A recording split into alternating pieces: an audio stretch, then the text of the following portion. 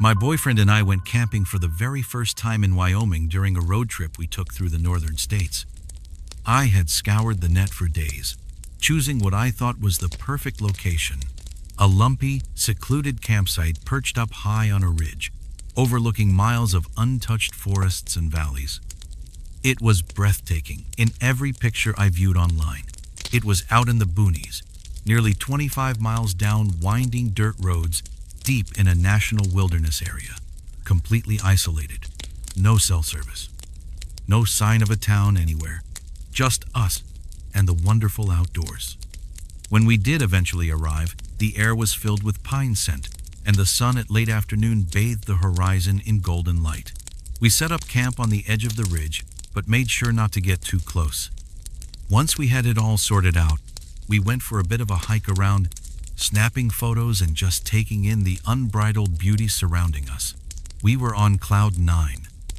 A ways down from where we were camped, we saw a couple of other tents along with a couple of dusty cars parked nearby. It wasn't a party or anything, perhaps 4 guys just sitting and jawing and carrying on around a little fire. Since we'd heard there was supposed to be a bad storm blowing through that night, we thought we should go over and talk to them, just to get their take. They were all locals in Wyoming, and pausing between sips of their beers, they assured us that storms out here usually passed without issue. A little wind and maybe some rain. They weren't at all worried. That was enough convincing we needed to stay. Later, while we walked a bit further down the path, we noticed a woman with a big, puffy dog and an older woman sitting side by side on a fallen tree trunk, laughing about something. We smiled and waved at them, and then continued on our walk deeper into the woods. Honestly, I had started to feel this quiet restlessness creep into my chest, maybe because it was already late and the clouds were starting to roll in. I brushed it off. After all, there were only 7 campers spread out over the entire camp. Surely nothing would happen. When we returned to our campsite, we noticed the sun disappear into the horizon, colors bleeding into vibrant blues and purples. We rechecked to make sure that our car had been parked barely a few feet away from where we pitched our tent, handy enough if necessary. As nighttime approached and stars stayed hidden behind thick clouds, we opted for the early dismissal of the night. The wind had picked up and it howled around the trees, making the tent creak and shudder. We huddled down, trying to sleep out the storm. At first, sleep came in short, restless fits. The wind was relentless, tearing at the tent's walls, and I kept waking up again and again. Then, around 10:30 p.m., I was startled by a deafening crash of thunder that rattled its way down the mountains, along with deluging rain pounding against our threadbare tent walls. My stomach twisted into terror. Flash floods were not unknown in these mountains, and sitting this close to the lip of the ridge now seemed a wicked error. I cursed soft reassurances, squeezed my eyes tight shut, and somehow slept again. When I woke again, it was midnight. This time, it was not the storm that woke me. It was whatever was thumping against the wall of the tent. A purposeful, thudding crunch, followed by a scabby scrape, ominously regular, repeating in a few-minute cycle. I opened my eyes to total blackness. Nothing at all glimmered. No moon, no fire glow on a distant hill. Nothing. The thumping continued. I stood there, my mind racing with all the worst things that might possibly occur. Something? A bear? I inhaled slowly, hoping whatever it was would pass on.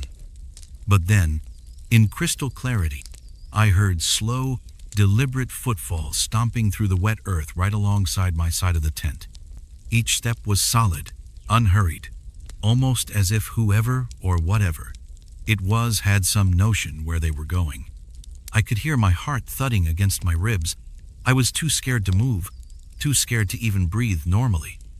Then, out of the blue, I heard a low, heavy sigh on the other side of the flimsy wall of the tent. I held my boyfriend's hand several times, wishing silently that he would wake up quietly without uttering a sound. He later opened his eyes, but rather than understanding what was happening, he spoke aloud in a low voice, asking me why I was holding him. The footsteps stopped immediately. We stood there, holding our breaths, and listened. I told him, in a shuddering whisper, about the footsteps and the sigh. We tried to make it go away. Perhaps some animal. Perhaps the wind. Anything but what my mind was so frantically trying not to believe. The thudding noises against our tent persisted on and off, and it was impossible to sleep. Another hit every few minutes, another drag. It was infuriating. We finally persuaded ourselves that it must be heavy pine limbs or ice breaking off the trees above, nothing more. At around 2 a.m., after an eternity, tossing and turning in bed, the tent collapsed in slightly on my boyfriend's side, pressing down on his head. He groaned that something was pressing against the tent. My heart dropped into my belly. I imagined massive bear claw crashing down. Panic set in, but I didn't want to lose it completely, so I pushed firmly against the fabric, and the heavy load slipped off with a thuddy slush. That was when we realized it was starting to snow. What we had thought was just creaking of the branches was, in fact, large chunks of ice and snow falling off trees and landing on our tent. We shoved forward, pushing the dense pile off the sides of the tent, our breath misting the cold night air. Our tent groaned under pressure, but did not break. Relieved that it had withstood the effort, we decided to stay put, too stubborn, or maybe too exhausted, to break camp in the midst of a storm. We kept a small camp light burning so that the darkness wasn't quite so stifling. Things were beginning to be almost normal again. The cold, the storm, the spilling ice every now and then, nothing that we couldn't endure for another couple of hours. But at 3 a.m., everything changed. Suddenly, out of nowhere, the quiet was shattered. A woman's voice pierced the darkness, trembling with terror. She screamed words we could clearly hear even over the wind. "What the fuck? Oh my God, what the fuck?" Her voice broke with terror and despair. We both froze, staring at each other in horror. I nervously switched off the light in the hopes of not warning anyone of our presence. My trembling hands could barely find the switch. We remained completely in the dark for a few agonizing moments, barely exchanging a word between us, unsure of what to do next. Then her shrieks started once more. Worse. "No, no, no, no, no, no!" she shrieked in terror. A car engine roared to life, tires screeching as it sped off into the night. I was crying now, my mind in a mess of horror and bewilderment. We could not see anything inside the tent. We did not know if she had been taken, if she had been left behind, if she were hurt. The damp, heavy wind outside pushed against us, and it was cold. There was nothing but freezing rain hammering against the nylon walls of the tent for what felt like moments. That was it. That was the final straw. No snowstorm, no bear, no storm compared to the absolute horror of hearing a woman scream her life away in the middle of nowhere at 3 a.m. We knew we could not stay another second. We clashed over, running straight to the automobile and leaving everything. We attempted to calm ourselves down, took the absolute minimum in our arms, and crawled as quickly and silently as one could manage to the nearby automobile. I skidded on the muddy ground once, injuring my hand, but there wasn't even a moment to think about it. We shut the doors and remained in the automobile with the headlights off, waiting in silence. My boyfriend insisted on going back for the tent so we would not lose all our stuff. I just stood there in the dark, thumping heart, while he struggled to pull the frozen stakes from the icy ground. As soon as he got back, I got in the car and called police. I tried to explain what we'd heard and where we were. They said they'd send someone, but warned it could take a while. We were several hours from the next town, and the dirt roads would likely be flooded and slippery from the storm. We couldn't afford to wait. Around 3:30 a.m., we started driving, taking care to drive on the poor, muddy roads with the high beams cutting through the rain. As we drove by the place where we had spoken to the 4 local guys earlier, something caught my boyfriend's eye. He pointed it out to me, and the hairs on the back of my neck were standing on end. Their tents remained, but their vehicles were missing. They had abandoned everything and run. I tightened my grip on the steering wheel, my thoughts racing with horrible possibilities. Whatever had occurred out there that night had frightened them enough to run without taking anything. And that terrible thought struck me like a blow to the stomach. The creature outside our tent earlier may not have been an animal. Maybe it had been a human, concealed, waiting. We never did find out what really did happen that night on the ridge. I still hope that woman got away safely. But one thing I do know for sure, after that encounter, that was the last time I ever camped that far from civilization.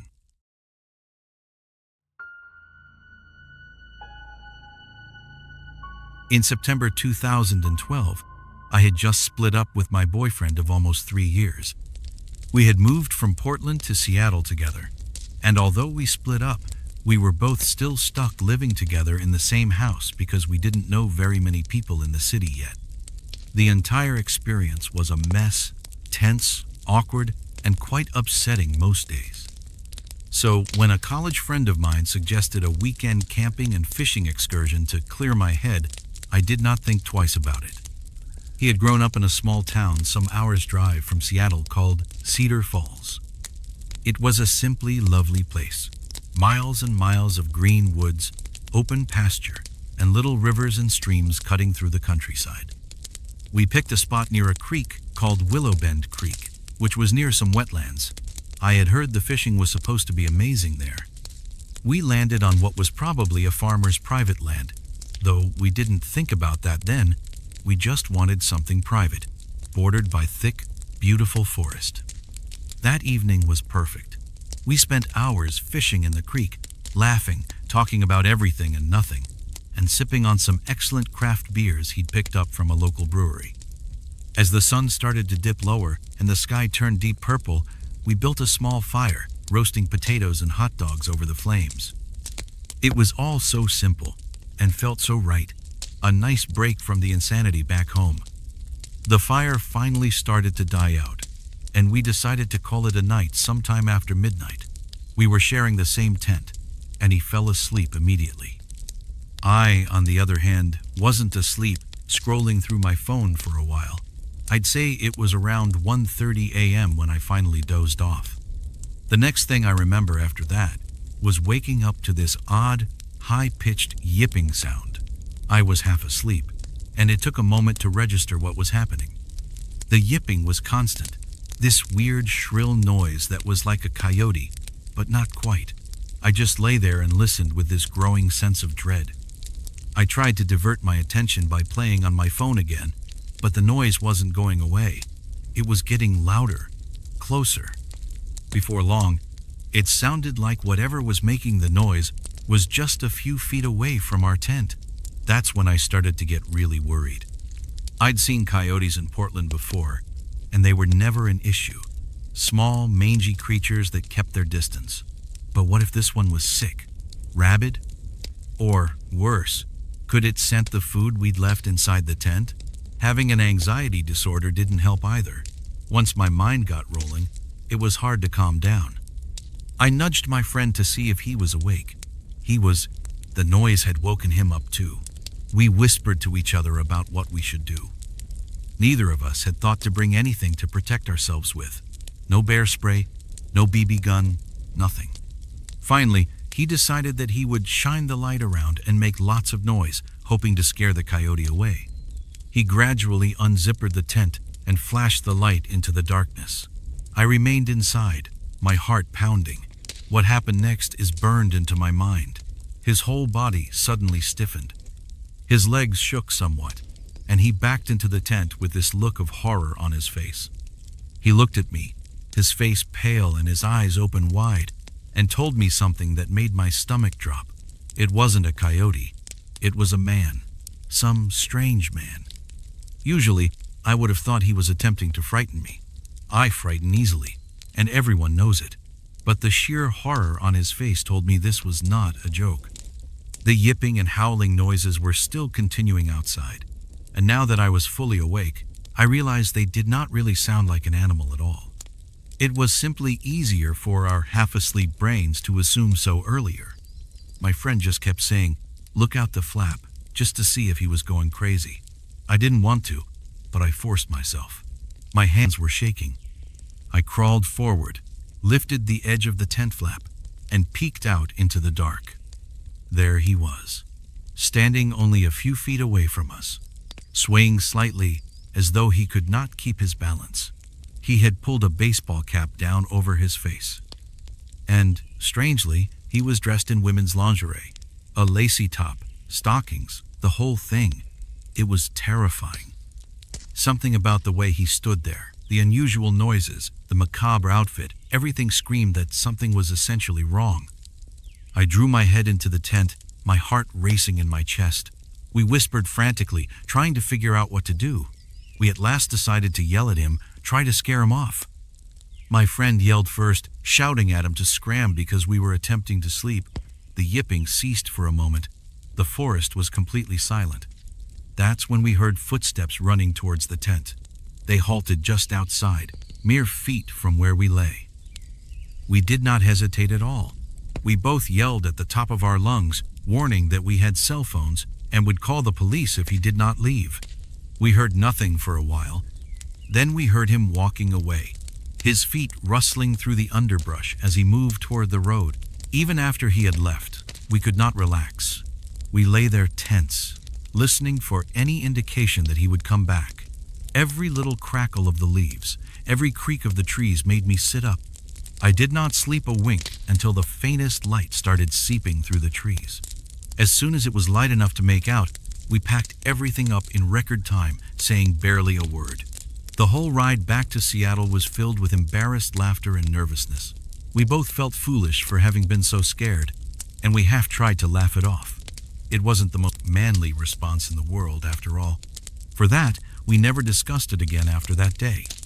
Yet years afterward, I catch myself thinking about it from time to time. Who was this guy? What was he doing out there? Was he some sort of psycho person? Or was something even worse going on? I do not want to consider it too much, but part of me wonders, if we had been two women camping alone, would the outcome have been different? Maybe it is better that I will never know. Maybe we were fortunate. Regardless, that night changed the way I feel about camping alone in the woods forever. I was 20 and active in an Explorer Scouts group. It's quite like Boy Scouts, but for older teens and young adults. And it was co-ed. That summer, I joined this week-long mountain camping trip organized by a co-ed Explorer crew. I was supposed to go with one of my friends from the group, but she canceled on me a few days before we were set to leave. I did not think that it was that big of a deal. I was pretty used to looking after myself, even when surrounded by strangers. The trip was to the Cascade Mountains in Washington, a pretty rough and beautiful area. When I arrived at the campsite, I quickly realized that not only was I the only Explorer Scout there, but I was also the only girl. It was a bit awkward at first, but most of the guys were really relaxed. They treated me as just another member of the group. They weren't used to camping while having a female along, but they accepted me easily enough, and after a few jokes and shared chores, it felt fairly natural. With the exception of this one guy, his name was Aaron. From the very first day, Aaron couldn't seem to stop staring at me. It was the kind of staring that was too intent, the kind that made it feel like he wasn't exactly looking at me like a human being. I brushed it off initially. I thought that he was maybe not comfortable with girls, or did not know how to act around them. I tried to keep my focus on the activities and not let it get to me. The next day, on a very long hike we had planned, people paired up. For some reason, I ended up getting paired with Aaron. I could immediately tell he was a little too excited about it. His eyes were always wide, almost trembling, and there was something off about the way he smiled, a little too eager, a little too intense. He was a thin man, wiry and somewhat disheveled, with hair that looked not to have seen a brush in weeks. Although he was slightly shorter than me, and I stand at around 5'8", I remained on guard. I thought if anything strange were to occur, I could handle myself. Before the hike began, he was harassing me nonstop, asking if I needed help putting on sunscreen. I was saying no repeatedly, but he wouldn't leave me alone. He even went so far as to try to reach out and touch me several times until another man who was standing near us told him to knock it off. I was thankful, but it made me anxious just the same. It got worse on the hike. He kept questioning me personally, how old I was, where I lived, if I had brothers or sisters. I replied succinctly, hoping he'd get bored. When I said I was 20, he smiled doubtfully and said he didn't believe me. He told me I appeared more like I was 14 and that young, innocent girls were always the most adorable. I felt a shudder at his words, but I didn't take my eyes off the path in front of me, trying to ignore the tone in which he said it. He continued to push with more inquiries. What was my favorite color? What did I like to eat? Then, out of the blue, he asked me if I'd ever heard of BDSM. My stomach twisted into knots. I pretended I had no clue what he was talking about, but he wouldn't stop. He just kept describing it in horrific detail, talking about tying girls up, hitting them, burning them. I kept walking, not wishing to show emotion, not wanting to give him the satisfaction of knowing I was scared. Inside, though, I was screaming. He tried to reach out and touch my hand, commenting on how white my skin was. I drew my arms into myself, clutching my backpack close to my side. My whole body felt like it was on alert. I despised the fact that I was wearing a tank top that day. I could feel his eyes crawling all over me. He just went on and on, saying the kind of terrible things you never want to hear. How bruises and rope burns look better on white skin. I felt sick. Then he asked me if I was a virgin. Then, if I'd ever dreamed of rape, and if I'd like to try it with him. I eventually turned and looked at him, and his smile sent a shiver down my spine. It was not a natural smile. It was childlike, twisted, as though he thought he was sharing something nice with me. I said nothing.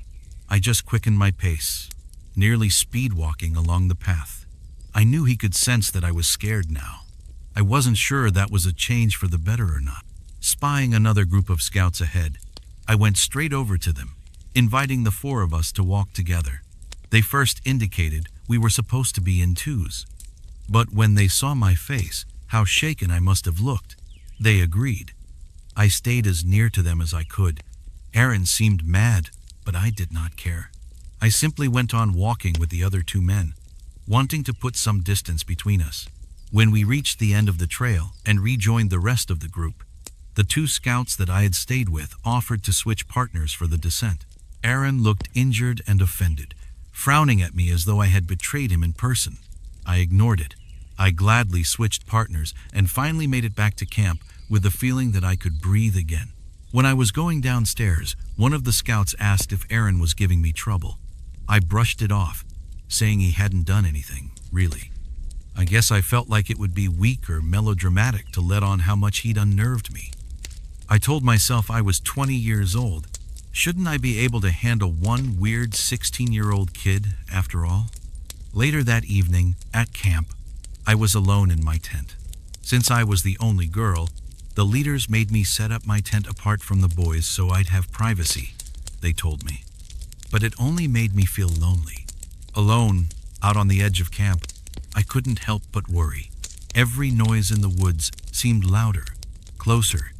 Later that night, I heard a commotion outside my tent. I said to myself that it was a deer. It usually was. I wrapped my sleeping bag tighter and tried to go back to sleep. But then I heard my tent zipper being unzipped. My heart missed a beat. With the little opening of my sleeping bag, I opened an eye. And there he was. Aaron. Half of his face lit up by moonlight. One wild, staring eye boring straight into the tent. Into me. Panted loudly, talking to himself. I didn't move. I didn't even breathe. I had my dad's hunting knife in my sleeping bag. He'd made me bring it even though knives weren't technically allowed. I gripped the handle, ready to use it if he came in. But he didn't come in. He simply stood there, staring, saying something under his breath that I couldn't make out. Minutes ticked by into hours. Finally, after what felt like an eternity, he left. I didn't sleep a wink that night. The next day, I was a mess. Exhausted. Anxious. I tried to stay close to the group at all times. I knew the scout leaders noticed that I wasn't really listening anymore, but I didn't care. All I cared about was keeping Aaron at bay. He did not make it easy. He would come up behind me when I was not looking, touching my hair or lightly running his fingers along the back of my neck. He even tried to go through my backpack when I was busy, but I had started keeping all of my personal items in my sleeping bag during the day as well. He did not find anything. I grew up in tough conditions, where asking for help was viewed as a sign of weakness, so it did not even cross my mind to tell the leaders what was happening. I figured that I could tough it out. Luckily, I didn't need to. Midweek, Aaron got called out by the scout leaders. They told him they were sending him home. I saw one of the older scouts, the one who'd helped me on the hike, standing with his arms folded, frowning as Aaron left. Aaron looked completely bewildered, as if he had no idea what he'd done. After he left, everything was lighter. I was finally able to breathe again. The rest of the trip was uneventful, but even now, thinking back on it, I can see just how dangerous that situation really was. I still worry about what someone like Aaron might become. I would not be surprised if he went on to do something truly awful one day, but at least, for that week, I was lucky. And I'll forever thank my dad for telling me to take that knife, even though the rules were not to. It made me feel less helpless, like I still had some way of fighting back if things came down to that.